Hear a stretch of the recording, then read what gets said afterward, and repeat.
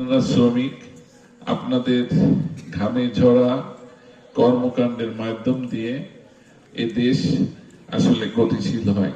নির্মাণ শ্রমিক, আমাদের দালান কোঠা বানান আপনারা, এবং এই দালান কোঠা আমাদের দৃষ্টিনন্দন বিল্ডিং তৈরি করে।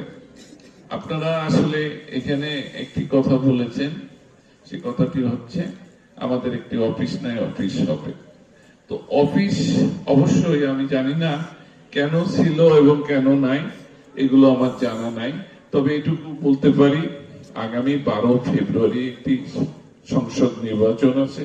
আমি সেই নির্বাচনের প্রার্থী ধানের শীষ প্রতীকে। আপনারা আমার পাশে থাকবেন, আপনারা সহযোগিতা করবেন, আপনারা সমর্থন দিবেন এবং আমার পক্ষে ভোট যুদ্ধ অংশগ্রহণ নেবেন। আমি ইনশাল্লাহ যদি আগামীতে সেই কাঙ্ক্ষিত লক্ষ্যে আল্লাহর রহমত হয়, আমি পৌঁছাতে পারি, তাহলে এই বিষয়টা আমি কথা দিচ্ছি, আমি আপনাদের পাশে থেকে আপনাদের একটি অফিস করার চেষ্টা করব। আপনারা ভালো থাকবেন, সুস্থ থাকবেন, এই কথা বলে আমি আমার সংক্ষিপ্ত বক্তব্য এখানে শেষ করছি। সবাইকে ধন্যবাদ।